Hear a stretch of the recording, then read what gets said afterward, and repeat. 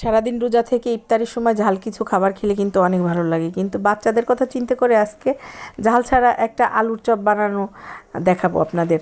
তো তার জন্য প্রথমে আমি কিছু আলু সিদ্ধ করে নিয়েছি, এরপরে একটু লবণ দিয়ে ভালো করে আলুটা ম্যাশ করে নিচ্ছি।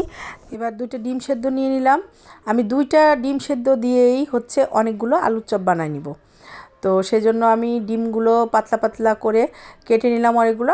আপনারা যদি ডিমের পরিমাণ বেশি দিতে চান সেক্ষেত্রে একটা ডিম দিয়ে 4টা আলুর চপও বানাইতে পারবেন। তো আমি বেশ কিছুটা আলু নিয়ে এভাবে আলুর ভিতরে এক এক পিস ডিম দিয়ে লম্বা শেপ করে আলুর চপগুলো বানাই নিলাম। পেঁয়াজ, মরিচ, রসুন কিছুই দেয়া লাগবে না এই আলুর চপে। তো একই সিস্টেমে সবগুলো আমার বানানো হয়ে গেছে। এবার আমি প্রথমেই নিয়ে নেব ডিমের সাদা অংশটা, তারপরে কিছু বিস্কিটের গুঁড়া নিয়ে নেব। তো প্রথমে ডিমের সাদা অংশের ভিতরে আলুর চপগুলো কোট করে নিব, এরপরে বিস্কিটের গুঁড়া দিয়ে কোট করে নিব।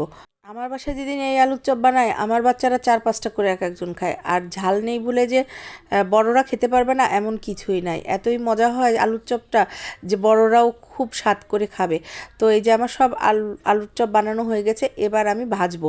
তো ফ্রাই প্যানে তেল দিয়ে মিডিয়াম আঁচে সুন্দর করে সব আলুর চপগুলো ভেজে নিতে হবে।